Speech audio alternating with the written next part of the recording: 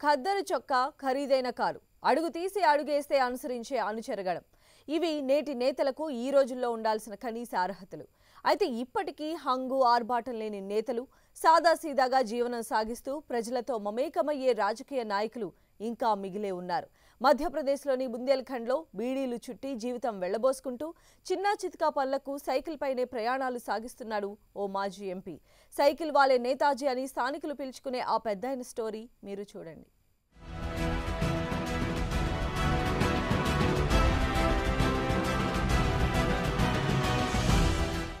నేటి తరం నేతలు సర్పంచ్ అయితే చాలు దర్పం ప్రదర్శిస్తారు.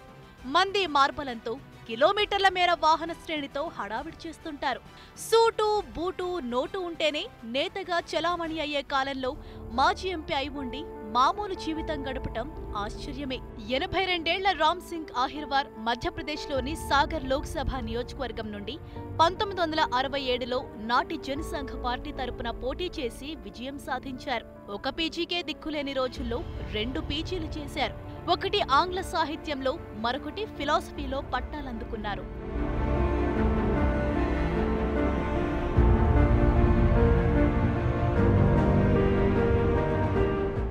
రామ్ సింగ్ ఆహిర్వార్ సాగర్ సిటీలోని ఓ కాలనీలోని చిన్న ఇంట్లో జీవిస్తున్నారు.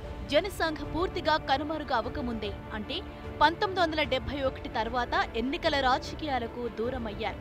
అంతే, ఇక అప్పట్నుంచి ఓ మాజీ ఎంపీగా అందుకోవాల్సిన సౌకర్యాలేవి ఈయనకి అందడం లేదు. అయితే యూపీఏ హయాంలో, అంటే 2005లో ఆయనకు మాజీ ఎంపీ పెన్షన్ మంజూరైంది. అయితే ఇప్పటికీ ఆయన పెన్షన్తో పాటే బీడీలు చుట్టి జీవనం సాగిస్తుంటారు. నాటి జనసంఘ్ తర్వాత కాలంలో బీజేపీగా రూపాంతరం చెందిన రామ్ సింగ్ ఆహిర్వార్ను పలకరించిన వారు లేరు. ఆయన కూడా వారి వద్దకు వెళ్లి యాచించనూ లేదు.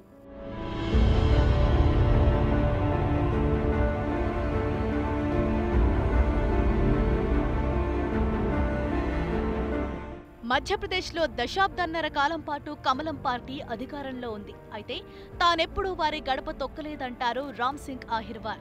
సైకిల్పై వెళ్లటం నామోషీగా ఏమీ లేదంటారాయన. తన జీవితం గురించి ఏ పశ్చాత్తాపమూ లేదంటారాయన. నేటి తరం నేతలను చూసి ముక్కున వేలేసుకుంటారాయన. దళిత కుటుంబ నేపథ్యం నుండి వచ్చిన తాను ఆ రోజుల్లో లోక్సభకు ఎన్నిక కావటం ఎంతో ఆనందాన్నిచ్చిందని గుర్తు చేసుకుంటారు. అయితే తనకు రావాల్సిన పెన్షన్ కోసం మాత్రం సుదీర్ఘకాలం పోరాటం చేయాల్సి రావటం దురదృష్టకరమంటారు.